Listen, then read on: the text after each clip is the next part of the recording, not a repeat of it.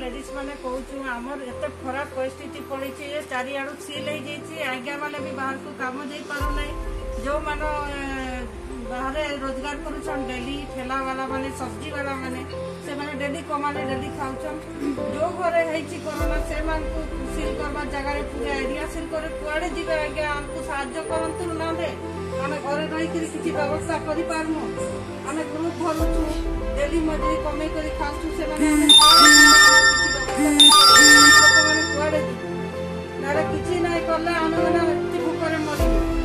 आमर अवस्था एत खराब है लेडीज मैंने डेली सब्जी बिकुछन फल बिकुछन घर चलुची से झाड़ू पोछा कर कमाउछन से जापारना चारिआड़े सिल कराई आम लगी व्यवस्था न कले आम बहुत असुविधा पड़े दयाकोरी आम साहाଯ୍य करतु ना सिल खुली दिंतु आम बहुत अनुरोध अच्छे।